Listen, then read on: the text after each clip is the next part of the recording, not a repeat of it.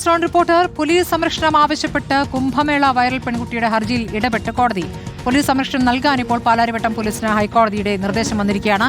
സായ്കുമാർ വിവരങ്ങളുമായി. സായ്കുമാർ, നേരത്തെ കോടതി തന്നെയല്ലേ ഈ സംരക്ഷണം പിൻവലിക്കാൻ ആവശ്യപ്പെട്ടത്? ഇപ്പോൾ പോലീസിന് ഹൈക്കോടതി നിർദ്ദേശം നൽകിയിരിക്കുന്നു.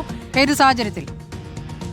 തീർച്ചയായും സ്മൃതി, ഇത് മൊണാലിസ തന്നെ ആവശ്യപ്പെട്ടതാണ്. ഇങ്ങനെ ഒരു സംരക്ഷണം വേണം. സമൂഹ മാധ്യമങ്ങളിലൂടെ അടക്കം വലിയ സൈബർ അറ്റാക്ക് തനിക്ക് നേരിടേണ്ടി വരുന്നു, സുരക്ഷിതമല്ല എന്ന തോന്നലുണ്ടാകുന്നു എന്നടക്കം ആവശ്യപ്പെട്ടാണ് ഹർജി നൽകിയത്. അതിലൂടെയാണ് ഇപ്പോൾ പോലീസ് സംരക്ഷണം നൽകാൻ പാലാരിവട്ടം പോലീസിന് തന്നെ ഇപ്പോൾ ഹൈക്കോടതി നിർദ്ദേശം നൽകിയിരിക്കുന്നത്. പാലാരിവട്ടം പോലീസിനെ ഹൈക്കോടതി ഈ ഹർജിയിൽ സ്വമേധയാ കക്ഷി ചേർക്കുകയും ചെയ്തിട്ടുണ്ട്. അങ്ങനെ ഒരു ഇടക്കാല ഉത്തരവാണ് ഇപ്പോൾ കോടതിയുടെ ഭാഗത്ത് നിന്ന് വന്നത്. എന്തായാലും പോലീസ് സംരക്ഷണം ആവശ്യപ്പെട്ട് എറണാകുളം സെൻട്രൽ പോലീസ് സ്റ്റേഷനിൽ എത്തിയാണെന്ന് മൊണാലിസ പരാതി നൽകിയത്. പെൺകുട്ടിയും ഭർത്താവിനെയും കാട്ടി സെൻട്രൽ പോലീസ് ഇവർക്ക് ഏർപ്പെടുത്തിയ സുരക്ഷ അന്ന് പിൻവലിച്ചിരുന്നു.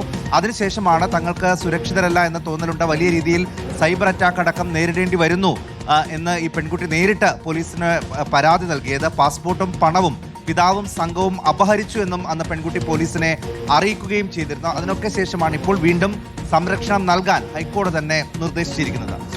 ശരി, സായ്കുമാറാണ് വിവരങ്ങൾ നൽകിയത്.